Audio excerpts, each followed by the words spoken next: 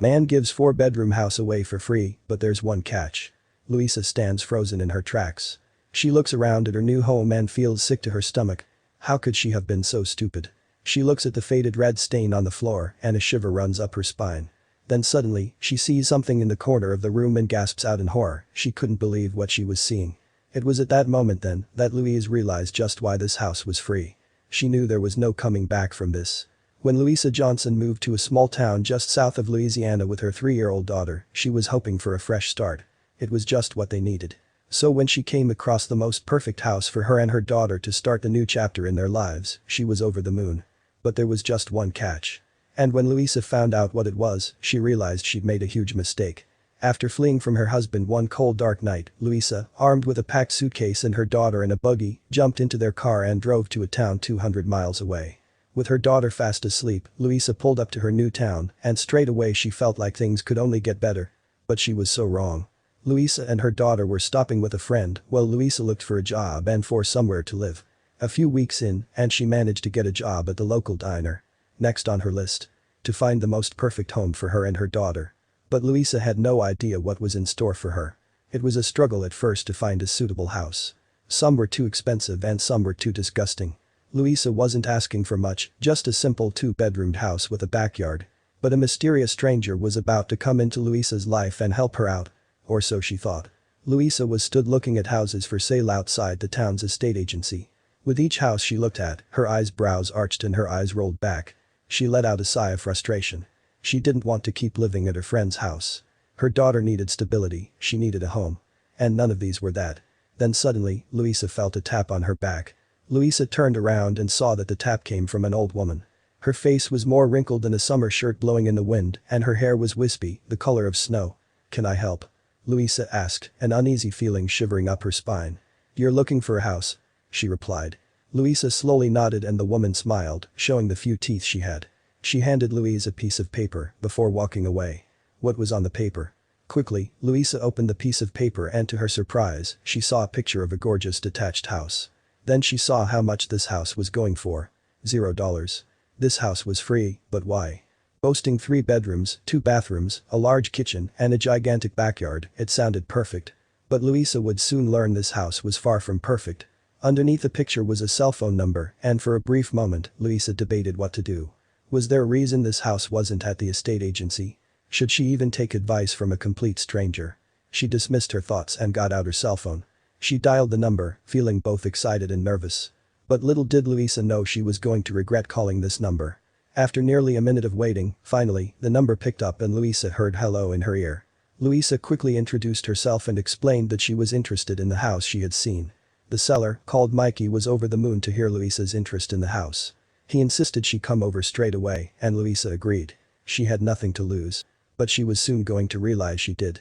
Louisa drove to the address of the house, and already she could feel butterflies in her stomach. The drive was quite long, this house was further out than she had hoped, but she didn't care. She pulled up and Louisa was completely gobsmacked with how huge the house was in real life. Louisa was already sold.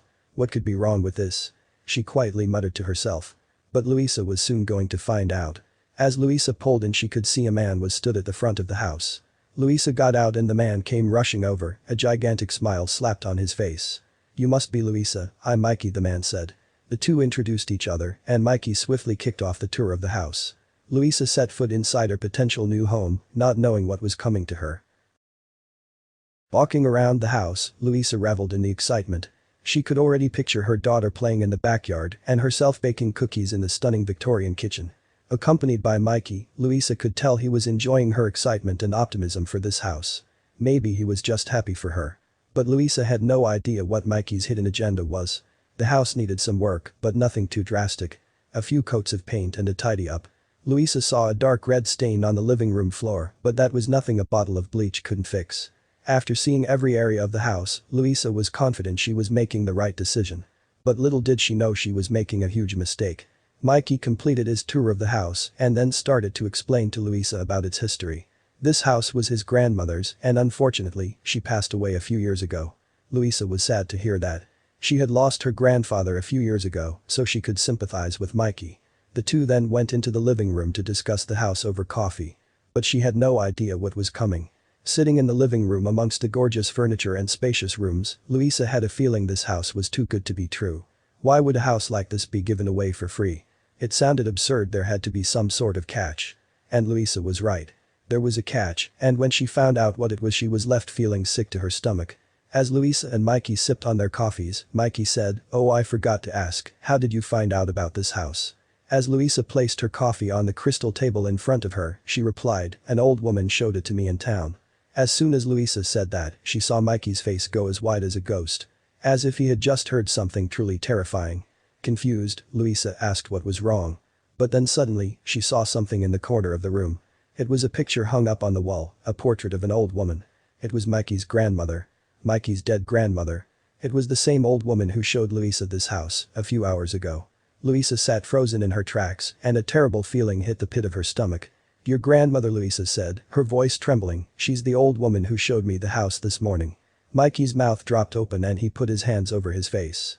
Louisa didn't know what to do. She wanted to run out of this house and get as far away as possible. But she also wanted answers.